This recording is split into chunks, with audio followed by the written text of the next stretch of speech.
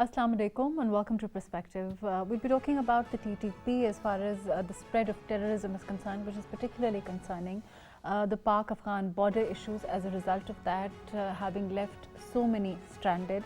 What are the ramifications of this? The efforts being made to curb this terrorism coming from Afghanistan. Pakistan's Islamabad's strong stance on this having been reiterated. We'll be talking about that. We'll be talking about the measures that are being taken to deal with the situation on the border, as well as the terrorism itself spewing from that direction. I have with me Brigadier Waqar Hassan Khan. Thank you so much for joining us today. We also have with us Gohar Mehsud, who's a senior journalist. Thank you for joining us today. Brigadier Sahab, this is an issue that's been going on for a while. Certainly the news, has been a current spate of terrorism. There is no doubt about that. But how do you look at the situation at this time, and in terms of the measures that the Pakistani government is taking to deal with this? What do you feel about that? Are we taking stringent measures to control the terrorism that is unfortunately ensuing from the Afghan side? I think Pakistan is a very complicated matrix, and I just want to remind the audience, basically they have seen 50 years of war, more than that. And then we have three regimes were changed during that. You had the Russian, then you had Najibullah's government, followed by Taliban, and then Americans. I would say this is the fourth turnover, and Taliban is the second term. So it means that area has been under, let's say, a lot of pressure and turmoil because of extra-regional forces. So it's not really Pakistan's policy as such that we have instability in Afghanistan. So basically you are bearing the brunt of it, whether it's in terms of refugees, which is a world record. Like I think now we have closer to 3 million, and in the peak it was 5 million. So it means this is the largest number of refugees residing on another country's soil for last 50 to 55 years. So this is the kind of support actually that we have provided to the Afghan people and the Afghan government. Now we come to the aspect of what leverage is available with Pakistan and what is the leverage available with the Taliban government. Like we've been basically supporting them diplomatically. They don't have, I don't think, other than Qatar, don't have any diplomatic mission where they can post their own ambassadors. Even I think India is not allowed their ambassador to be posted in Delhi. So all diplomatic effort on part of Afghanistan is done from Islamabad. Right. And even as you remember, there was an investment conference for Afghanistan for recognition of the government. And so far, I don't, neither European Union or most of the Muslim world or Eastern Bloc, nobody's, let's say, acknowledged that it's a legitimate government. So that is one that we are already helping. Then you have economic leverage. You have humanitarian leverage, that you have so many refugees. So all told, I think we have a lot of positively. Pakistan has never used these. Even look at economic leverage that we have. The largest trade partner of Afghanistan, by the way, is Pakistan, because we get 14% of their exports come to Pakistan. So it means they are dependent for foreign exchange also on Pakistan, because their accounts are frozen. But on the other side, you have a leverage of terrorism. I will not say that Afghan government is to be blamed. But in terms of, when we say that Afghan government is not to be blamed, certainly, that's a stance that Pakistan has always wanted to look at, and we've always wanted to look at, the efforts that the Afghan government is making to curb terrorism. Is it because they're not in control of what's happening within Afghanistan? The Taliban are fragmented themselves, or is it about intention? What do you see? I think it's a mix of that. Okay. So I was just trying to conclude the argument that despite that we assume that there is no intention on part of Afghan government, but definitely there are, because I think a lot of intelligence has been shared with the Afghan government in terms of dining with these guys from TTP, not ISKP, because it's a different entity. So and then of course even I think that attack on Chitral, one of the outposts was I think communicated to the Afghan border forces that such and such movement is taken. Yes, there is a problem of writ of state along the international border. They're not being able to organize, as proper border defense forces. But I still feel there are some sympathizers within the Afghan government. And probably there is a kind of leverage given that this is one thing that they can. I don't think so there's any other leverage. The other is maybe you can become a proxy to hostile neighbors. So that's another leverage that they can use. Let me come back to you. We have with us Gohar Mehsud also, who is a senior journalist. Gohar Sahab, can you hear me? Yeah. Ghausab, I've just been talking to Brigadier Waqar Hassan here, and you know the fact that the resolve of the Afghan government, I think we've been talking about this for a while, whether it's the sincerity of the Afghan government in trying to curb terrorism. These are issues that Pakistan has been debating and talking about for a while. But there is still, unfortunately, there is a spate of terrorism and then it dies down and then, it continues again. What is behind this, in your opinion? Well, Mark, thank you so much. I really see we have to think about these social topics, and this is really a reality that the government, current government, like the Pakistan government, definitely they We'll have. just come back to Gohar Sabji. Brigadier Sab, other than our own efforts, as far as our diplomacy with the Afghan government is concerned, it's been Pakistan has championed the cause of the Afghani people, not for any government, but for the cause, humanitarian cause that there is. Do you think that we've perhaps been, we've had a reciprocation in the sense that we should have had as far as the efforts of the Afghan government are concerned? I think there's a lot of room to cover from the Afghan side. If you look at the humanitarian angle, as you mentioned, one is of course the refugees here. There are 75,000 Afghan kids born every year on Pakistani soil. In COVID, we opened the doors, despite there was a pressure here. And even for even I think somebody is having a problem in Kabul or Kandahar, the ladies especially going through family way will come to either Quetta or to Peshawar. So and they come not on visa. I think it was mentioned, I think today even by the foreign minister, one of the press conferences, that they can just come on a simple permit kind of thing. So that's, and then there's of course economic, a lot of transport lies between both countries. So I think there's in terms of reciprocation, there's a lot of ground to be covered, I would say. Okay. And if you look at Pakistan's leverages in relation to Afghan transit trade, again very important. We don't check anything; it moves from Karachi and goes to Kabul. And then we are also facing the mafias, in terms of smuggling. Like this dollar crackdown has also proven one interesting fact, that as the rupees started strengthening from 350 or 340 rupees per dollar to 300 today, the Afghan currency was going down in the same period. In 72 hours, they have depreciated by almost 10%.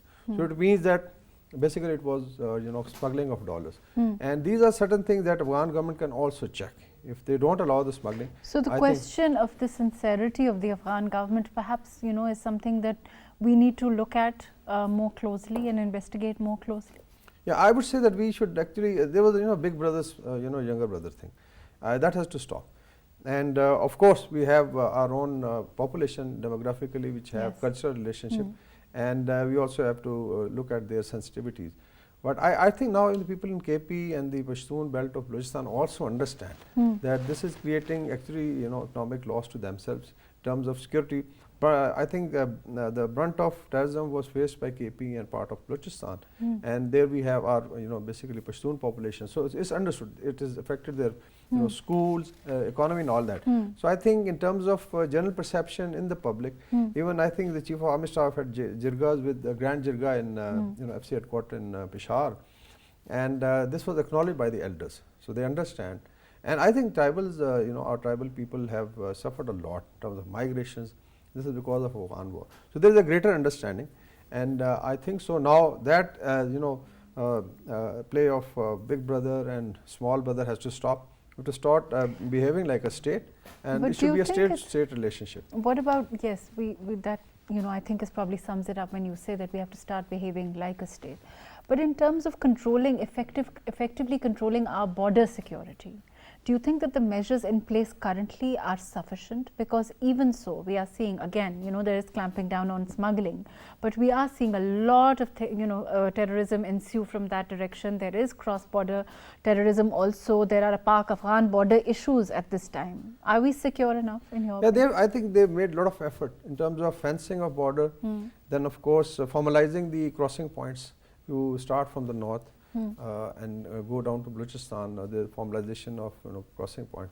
But still, if you look at some of the villages, divided villages, like you have half village in Pakistan, half in Afghanistan, there are certain divided houses also. One brother living this side. So at times, and then of course, if you look at Chitral, so the 4 bordering states, Afghan provinces, right from top you have Kunnad and Nuristan, then you have Nangarhar, Paktiya and Paktika. So these are basically hotbeds of TTP and even at time ISKP. So it means that these difficult areas are then used for penetration and infiltration. There's been a lot of check, but still I would say that they are able to penetrate. What are some of the measures you feel that should be taken, immediately, for example, to curb terrorism coming from that side? I think one is internal. The border issues. Yeah, one is of course internal, that people in KP, now the settled district of Fata, that's why the Jirga was held. That if you allow these guys to cross, then come and stay in the mosque or in the houses, and it that these have bad intention. So probably state will find it very difficult. So one is to convince the public. The other, of course, surveillance. We have now a high-tech system like drones. You have satellites, and then of course in terms of posts also it has been increased. Frontier Corps is there, the army is there. Then of course levies are there in Balochistan, and then of course is that you have to stop it. When they are attacking, then you have a effective response. But I also feel that maybe in case like in military, if you identify there is a hostile force which is now about to cross the border and attack, probably Pakistan may look into now going transfrontier, and then going. Turkey has been doing it. Iranians have been doing it, in certain areas in the Kurd disturbed areas. So I think we have to maybe look into that aspect, because we have the military power to do that. But before that, I am sure the Afghan government should not allow this stage to come, and that's why I think military command has been very, very clear that enough is enough. But now we are basically going to take evasive action, maybe. Let me go to Gohar Mehsud Sahab. Ji, Gohar Sahab, can you hear me now? Yeah, thank you. I'm sorry. Gohar Sahab, there is unfortunately the efforts that Pakistan is making to curb terrorism are, unfortunately there's still terrorism. We are still losing our people. Our own soldiers are dying, and this kind of terrorism that's happening, is it, we've been for a while talking to Brigadier Saab here about the role of the Afghan government itself, but what about the outlawed elements of the TTP? How effective is the control of the Afghan government itself over these segments, in your opinion? Thank you so much. Actually, I didn't heard very well, Brigadier Saab, but yes, I got the question. I would say, Mahrukh, see, if the killing is on Pakistan side or on Afghan side, this is the human killing, whether it's in Pakistan or in Afghanistan. This is really not good. But the thing is, Pakistan, as we are discussing, that Pakistan government has been trying their best to solve the issue. I would say rather that terrorism is now not only a simple agenda, but it's a business. Different kind of elements are involved in this business. I would say that Afghan Taliban and Pakistani Taliban, they have similar ideologies. So if we say that Afghan government is not in the favor of the Pakistani Taliban, that would be totally wrong. I would not agree with this, because in the past we have seen these Pakistani Taliban have supported Afghan Taliban very well when there was the NATO and American government in Afghanistan. Similarly, now the Pakistani Taliban need Afghan Taliban help, and they are helping. Though they are not helping them openly, they are not announcing about this, they are denying all these the allegations, the things that Pakistan or some Pakistani authorities or some Pakistani experts are saying, but this is the reality. And on the other side, I would say in the past, the Pakistani government control. Do you think it's just about outlawed elements and their own control perhaps being not as effective, or is it's about them looking the other way? What is it? I think it's time that we have to acknowledge one or the other. No. Exactly. I would say that we should acknowledge that well before, not now, because now it's it's too late. It's like a cancer. I mean, we have lost a lot of time. Before this, we have seen the terrorism in Balochistan. Now all over the Khyber Pakhtunkhwa, every day the Pakistani Taliban are claiming for attacks in Khyber Pakhtunkhwa, in Balochistan, 5, 6, 7 attacks. So where is the government read? This is not happening just in a week or in a month. It's a continuity of previous years.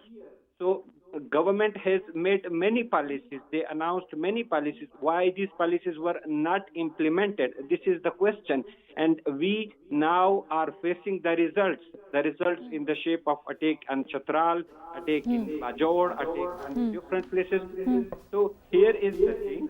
If the Pakistani government, the Pakistani authorities, they really want to eliminate these things, they must be on one uniform policy against all these things, rather than who is involved or either in the past who has done their negative role regarding these terrorism or these. You think that there is an absence of that uniform policy? You think that, of course, as Brigadier Saab was saying also, that perhaps this big brothers, small brother attitude that we've historically had with the Afghans has been, of detrimental effect to us, and as we lose lives every few days, the kind of terrorism that we are seeing at this time. Perhaps Pakistan needs to re-evaluate that role or that relationship, the dynamics of it with the Afghans now.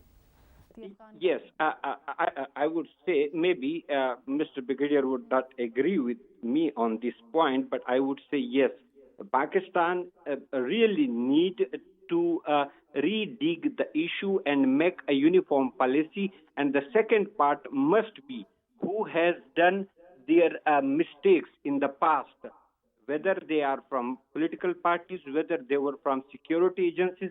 They must be answered. They must be questioned about this, who were involved in all these things. Otherwise, we are just, making ourselves, like a blind with false and with the wrong things. We must come on one point, and those who had involved in all these things in the past. I mean, this is reality. Sometimes if we do something wrong, we should accept this. I mean, this is not something. Let me come back to you on that. I'm going to go to Hassan Khan, who is a senior journalist. Ji, Hassan Saab, can you hear me now? Yeah, I'm spoken. Ji, Hassan Saab, we've been, what Gohar Saab has also been saying, and I think Brigadier Saab here also has, been talking about the relationship, our relationship with the Afghan government. Our relationship with the Afghan government is a different issue, and our relationship with the Afghan people also, those are two different, I would say, entirely two different ways of looking at things. Do you think now is a time for a change of policy with regard to our relationship with the Afghan government? Thank you very much, Mahrukh. I think you rightly pointed out that Pakistan and the people of Pakistan has a totally different relationship with the people of Afghanistan and with the government of Afghanistan. Unfortunately, with the government of Afghanistan, we have never enjoyed or exercised a good relation, especially if you look at the relation between Kabul and Islamabad. It has always remained sour, except for a few months or a few years. So the relations have never been, I will not say good, but what we call it just a normal relation. Even we haven't seen it. But with the people of Afghanistan and the people of Pakistan, I think they are very close to each other and always talk very high, especially the people of Afghanistan. Remember the sacrifices which the people of Pakistan committed when they were when they become the refugees. They were housed at every home, at every cities, and they were taken care of, etc. Now, but I think Pakistan need to reassess its framework of relation with Kabul. Historically, both the what you call it, the rulers of Kabul and the rulers of Islamabad were very small issues. I think look at the look at the issue at Torkham now. It's not that big issue which can't be sorted out. But unfortunately, we don't have a proper framework, or what we call it, a mechanism through which we communicate with each other. So I think it is high time for both Kabul and Islamabad to establish a proper mechanism through which they can communicate to each other. Unfortunately, Islamabad too and Kabul too, we resort to megaphone diplomacy whenever something happens. We start shouting from Islamabad and they start shouting from Kabul. So instead of having a proper mechanism, and this is now the right time for both the capitals to establish a long-term relationship, positive on a positive trajectory. We need a long-term engagement. Unfortunately, Islamabad and Kabul have never committed that engagement since years. So, no doubt there are troubles in the current relationship between Kabul and Islamabad. There are many irritants, especially the TTP is a major irritant at the moment. But it doesn't mean that we not, I think, engaged with each other. My suggestion. Come back to you, Hassan. Let me come back to you. I'm going to go to Brigadier Saab here. Brigadier Saab, do you agree with what Hassan Khan is saying? I mean, do you think it's a time of long engagement, or perhaps, you know, of maybe stricter measures in place, protocols in place with our relationship, and, you know, and categorical you know, perhaps statements regarding what's happening and coming, and they must own up to, you know, what's happening from their side. Isn't that true? I think he makes a very strong point, and I'll agree with it. But just to, I think, also you know, address the previous discussion regarding the policy, I would say that it's an unfortunate area, and it has been for the last 2,000 years, mind you. If you look at the history, there was a war along this axis, Kabul, Peshawar, and I just, you know, before you go on, I would like for our audience, there is, you know, for a long time we have been engaging with the Afghan government. Isn't that true? True. When we say that we should have a stronger engagement or more engagement, do you think it's going to have the results that we want? Yeah, definitely, because if you look at diplomacy, and I told you about the leverages, I think 6-7 leverages. And Pakistan has always, you know, never used it negatively. So it's always been very positive in helping. So in case you have a problem, then definitely you start. Then you know, main thing is to bring everything according to, you know, diplomatic rules and norms, and it can be done. It's not impossible. Yes, there are refugees, there are humanitarian issues. Do you think we should close down the border? No, I don't say so. It can't work, because but it can be regulated. Okay. For instance, I think there are 7 crossing points. And definitely, daily there are there are 300,000 Afghans who cross across border to Pakistan every month. So this is a kind of, you know, if you divide it on daily basis, comes to about almost 10,000 people crossing. And definitely there are going to be longer lines and there is a waiting period. But it can be, I think, minimized. We cannot shut the borders, but definitely in case there is a terrorism, and then at time you know, there are certain government officials helping the terrorists to attack the post. Like in Torkham, actually the nonsense was created from the other side. So we had to perforce shut it down. And in case there is smuggling taking place, dollars going from Pakistan, main source of dollar for Afghanistan is Pakistan, mind you. I don't think so there is any other place from where they can get foreign exchange. And yet when we look at the currency situation, in terms of, you know, how their currency is doing with regard to the dollar in comparison to how we are doing, you know, we don't seem to be doing as even as well as if. Yeah, and there are reasons, because one is, of course, Afghans' movement outside, very restricted. The other is trade, you know, how much dollars they require. So basically the government can maintain control. But mainly it was happening that our currency was getting weakened. And I have given you example of last 72 hours. Pakistani currency went up 10% and their Afghan currency went down 10%. So this is the mathematics. And I'm sure if you do it for 1 month, maybe I think this will be much better.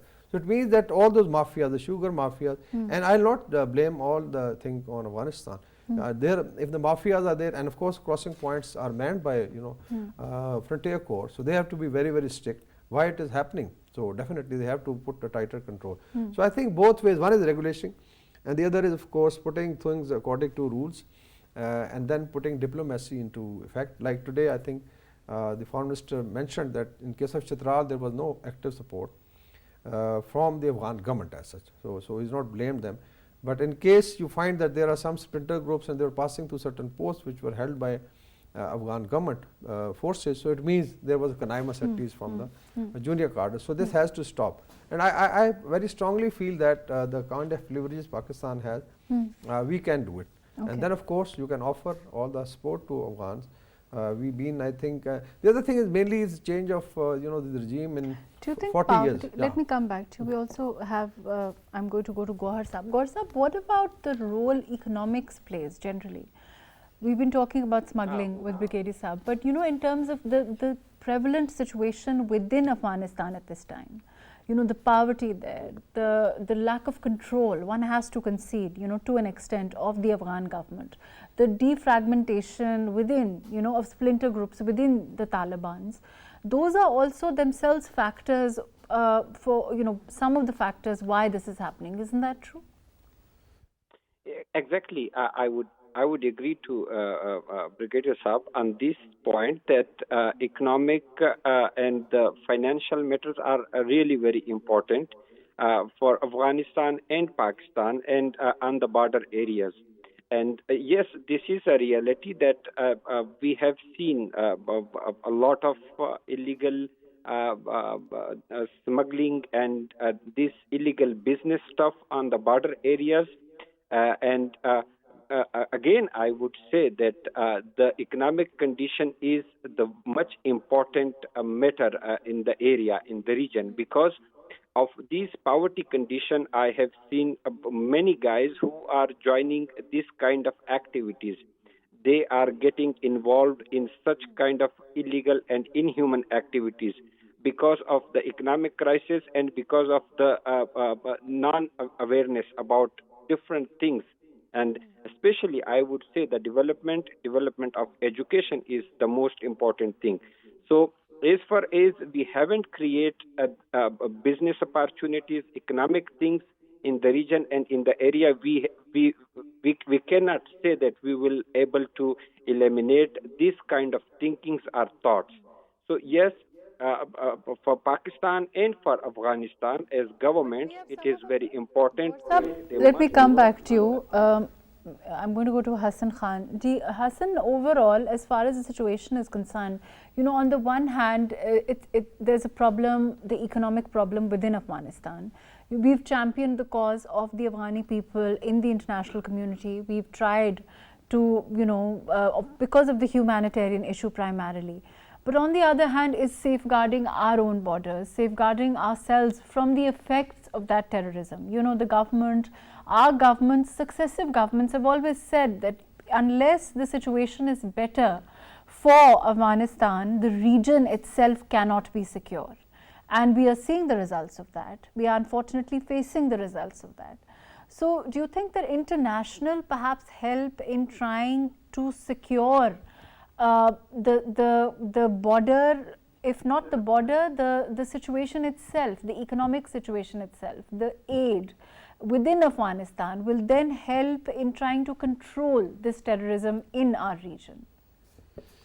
Look, Mahrukh, I think I'm always advocating that Pakistan needs to look into its own interest in Afghanistan. What the international community is thinking and what are the expectations of the international community from Afghanistan? Definitely, I see it from a different angle. Afghanistan for the international community has one aspect, but for Pakistan it is totally a different aspect. If Afghanistan is stable, Pakistan will definitely be stable. If Pakistan is stable, Afghanistan will definitely be stable, because we are just like, as once President Hameed said, that Pakistan and Afghanistan are like twins. They can't be separated. So their fortune is, I think, the shared fortune, shared fate, their problems and their prosperity. These are all shared. So what Pakistan need to do, especially in the current situation, one thing we need to be clear about: the international community is suffering from a fatigue as far as the Afghan issue is concerned. So they are no more in mood to come up and I think have another insurgency or another conflict against the Kabul administration at the moment. So Pakistan need to look at the sensitivities which the current Kabul dwellers have.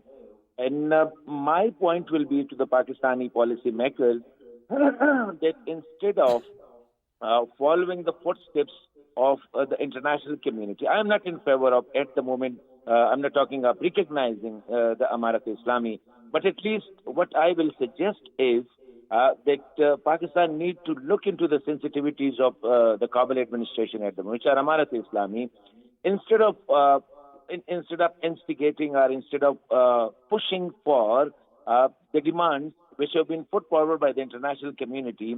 Pakistan must coin its own type of relation with the Kabul at the moment. I think we have to live with them, and they have to live with us. So at the moment, what Pakistan's need to do is to talk to Amarat Islami. Instead of, as earlier I used the word megaphone, instead of using megaphone, instead of talking about Kabul in other capitals, I think it will be better for Islamabad to have its own engagement mechanism with Kabul. And it needs to be a special mechanism. And I think because we have a special relationship, Afghanistan is special for Pakistan, Pakistan is special for Afghanistan. So at the moment, I will suggest that we need not to, poke our nose in the issues which the current Afghan administration is sensitive to. It. No doubt, it may be concerning human rights, it may be concerning international laws, etc. But for me, Pakistan interest is supreme. So I have to safeguard my own interest. Sorry, I have to safeguard the interest of my people, the people of Pakistan. So for that, I will, most of the time the Pakistani media, the Pakistani analysts, for that matter, the Pakistani first-track diplomats or the government officers, they come up with the statements which are more aligned with the statement of the Western world, and definitely that pleases the Western world or the U.S. But on the other side, that annoy the people in Kabul. So my suggestion will be that let's come up with an out-of-box type of mechanism with the Kabul, and that will be good for Pakistan. That will be good for the people of Pakistan. Brigadier Sahab, what Hassan is saying, he's saying that we need to come up with an out-of-box solution for what's happening at this time. Whether we choose to align ourselves with the West statements of the West or not, the question now for us is primarily how to secure ourselves, isn't it? That's right. I think maybe he has a point, but if you look at what happened to Afghanistan after the American withdrawal, wasn't it a very special relationship? And what did we get out in the returns? I think so. In terms of all diplomatic pressures, Pakistan is the only, Islamabad is the only place they have allowed the Afghan embassy to function. In terms of trade, it has grown. In terms of humanitarian assistance, I think we've spent almost $1 billion in the last 15 years. So it's a kind of, I think, special relationships already exist, and it has existed even in Karzai's time or Dr. But it can't be one-sided. Yeah. So the thing is, what response you're getting from? So in case it is terrorism and Taliban, despite they have control over, I think, a very strong control over even the women. So why can't they do it? I think we need to put pressure. Definitely, Pakistan-Afghanistan relationship is for both. And I think it's time that the Afghan government has to come through. Yeah, it can't be every time you deny that their involvement or their sincerity. Yeah, and if you look at the prime leadership, there's an oath of allegiance even by TTP leaders. So it's just a matter of that. I think they can stop it. In case they feel there are splinter groups, then I think they can help Pakistan to fight it together on the border, so we can have a joint mechanism. Thank you so much for being with us. Unfortunately, that's all the time that we have. Brigadier Waqar Hassan Khan, thank you for your very valuable input.